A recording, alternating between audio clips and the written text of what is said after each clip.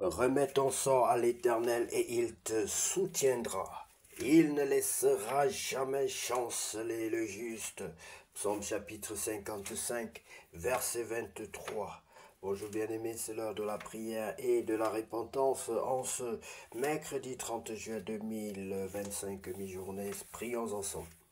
Seigneur, en cette mi-journée, je m'arrête un instant pour respirer ta paix et me recentrer sur toi. Merci de m'avoir accompagné jusqu'ici. Merci pour ta main visible qui me soutient. Tu connais le déroulement de cette matinée. Tu sais ce qui a bien été et ce qui m'a troublé. Et je te rends grâce pour chaque petite victoire et je dépose à tes pieds mes inquiétudes. Seigneur, renouvelle mes forces pour ce qu'il reste à vivre. Donne-moi un cœur paisible au milieu de l'agitation. Accorde-moi la sagesse dans mes choix et la douceur dans mes relations. Si j'ai été impatient, apaise-moi. Si j'ai manqué de foi, fortifie-moi. Si j'ai été distrait, recentre-moi. Si j'ai blessé quelqu'un, montre-moi le chemin du pardon. Remplis mon âme de ta présence et accorde-moi un regard rempli de bienveillance. Oui, Seigneur, ta parole déclare dans le livre de Psaume, chapitre 55, verset 23. Remets ton sort à l'Éternel et il te soutiendra. Il ne laissera jamais chanceler le juste. Bien-aimé, sois béni, sache qu'il n'est jamais trop tard pour remettre sa journée à Dieu. Même si le matin fut difficile, Dieu peut transformer ton après-midi, bien-aimé. Il ne demande pas de la perfection, mais un cœur disposé à marcher avec lui. Je déclare que cette journée est encore entre tes mains, Seigneur, au nom de Jésus-Christ. Je choisis de continuer avec foi, de rester aligné avec ton amour. Je crois que tu agis même dans le silence. Seigneur, bénis le reste de ma journée. Sois ma paix, mon refuge et ma lumière. Je te fais confiance ici et maintenant. Au nom puissant de Jésus-Christ de Nazareth, j'ai ainsi prié. Amen. Bien-aimé, la deuxième phase de notre temps de recueillement, de prière et de restauration consiste aussi à t'inviter, si tu n'as jamais reçu le Seigneur Jésus-Christ dans ta vie comme ton sauveur personnel et que tu veuilles le faire, tu es au bon endroit. Je vais donc te demander de prendre une position qui honore ton Dieu, que ce soit à genoux, debout, assis, pourvu que tu aies vraiment le cœur disposé à recevoir le Seigneur Jésus-Christ, que tu aies le cœur disposé à te repentir du péché originel et de toutes tes fautes, bien-aimées, car la repentance produit la vie. Tu peux donc répéter cette prière du repentant après moi. Seigneur Jésus-Christ, je reconnais que je suis un pécheur et je te demande pardon pour le péché originel et pour tous mes péchés. Pardonne-moi, Seigneur, pardonne-moi, je t'en supplie, lave-moi par le sang de l'agneau. Je viens déposer au pied de la croix tout mon fardeau. Je viens déposer mes larmes, déposer ma peine, déposer toutes les difficultés que j'ai rencontrées dans ma vie. Je viens et je compte sur toi, Seigneur Jésus, pour restaurer ma vie et donner un sens à ma vie. Seigneur, restaure ma vie, donne un sens à ma vie. Sans toi, je ne suis rien, je ne peux rien faire sans toi. Tu es le Dieu qui me secourt. Tu es le Dieu de mon salut. Tu es le Dieu qui me secourt, qui me donne la joie de vivre, qui me donne la force d'aller de l'avant. Tu me donnes la force d'aller de l'avant. Seigneur, je compte sur toi.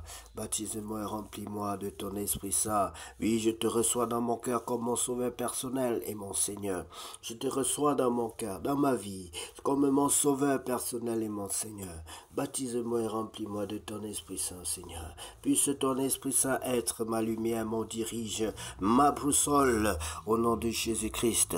Brise en moi tout esprit de rébellion. Brise en moi toute rébellion au nom de Jésus. Je te présente, Seigneur Jésus, ce produit de la pairie, ce terrain de la pairie, cette bâtisse, ce domaine de la pairie. Et je te prie de nous aider à aller jusqu'au bout cette fois-ci, à entrer en possession de cette possession. J'entre en possession de cette possession. Je déclare, je te remercie parce que c'est toi qui as mis ce terrain sur ma destinée, sur ma voie. Et je te remercie pour cette maison, pour ce terrain. Seigneur, je te prie maintenant de disposer les sous pour pouvoir l'acheter. Je t'en supplie, au nom de Jésus, que la gloire te revienne. Tu as dit que partout où franchira la plante de nos pieds, tu nous le donneras en possession. Et je prends donc possession de cet endroit où a franchi la plante de mon pied aujourd'hui, au nom de Jésus-Christ de Nazareth, ainsi que la possession de ces lieux où ton autel est levé, où ton autel est établi. Sois béni, Seigneur, au nom de Jésus-Christ de Nazareth. Bien-aimé, sois béni parce que tu as reçu le Seigneur Jésus-Christ dans ta vie, le plus grand Dieu, le Dieu qui a payé pour le monde entier, le Dieu qui est mort et ressuscité, celui qui t'aime de tout son cœur, celui qui veut ton bonheur, celui qui a fait pour toi la paix et non le malheur. Il a dit, je fais pour toi des projets de paix et non de malheur. Sois béni, bien-aimé, sache que les anges sont très heureux pour ton action, pour ta confession, et qu'ils sont prêts à t'accompagner tant que tu demeureras dans la présence de Dieu, tant que tu seras humble et que tu t'humilieras, tant que tu craindras ton Dieu, les anges seront autour de toi pour te délivrer, car l'ennemi rôde autour de nous comme un lion rugissant, cherchant qui dévorer, mais les anges sont aussi là lorsque nous craignons Dieu, bien-aimé. Sois béni au nom de Jésus. Nous allons lire la parole de Dieu dans le livre des Chroniques, chapitre, on va aborder le chapitre 14. Très bien. Lisons donc la parole de Dieu, bien-aimé. Prospérité de David, victoire sur les Philistins. Hiram, roi de Tyr, envoya des messagers à David et du bois de cèdre, des tailleurs de pierre et des charpentiers pour lui bâtir une maison. David reconnut que l'Éternel l'affermissait comme roi d'Israël et que son royaume était haut élevé à cause de son peuple d'Israël. David prit encore des femmes à Jérusalem et il engendra encore des fils et des filles.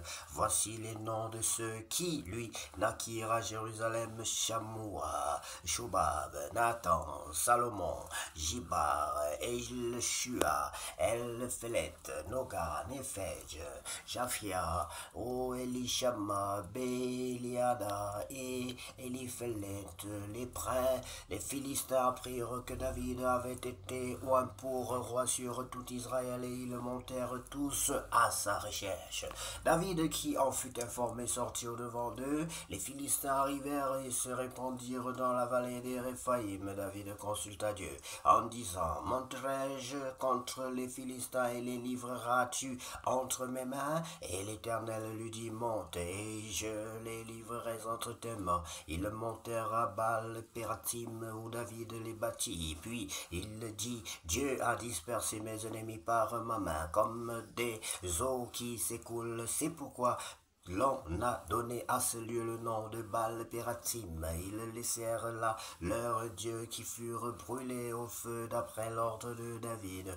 Les Philistins se répandirent de nouveau dans la vallée.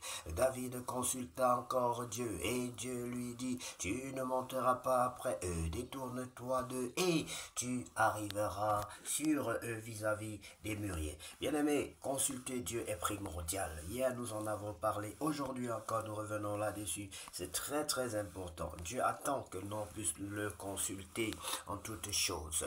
Quand tu entendras un bruit de pas dans les cimes des mûriers, sors, alors tu sortiras pour combattre, car c'est Dieu qui marche devant toi pour battre l'armée des Philistins. David fit ce que Dieu lui avait ordonné. L'armée des Philistins fut battue depuis Gabaon jusqu'à Gézer. La renommée de David se répandit dans tous les pays et l'Éternel le rendit redoutable à toutes les nations. L'Éternel le rendit comment? Redoutable à toutes les nations. Oui, bien-aimé, si tu veux que Dieu rende ton nom grand, sois comme ce David. David a commis un seul grand péché sur son parcours et ce péché lui a coûté beaucoup, bien aimé. Il faut faire très attention avec le péché. Il faut faire très attention. Il faut faire très attention.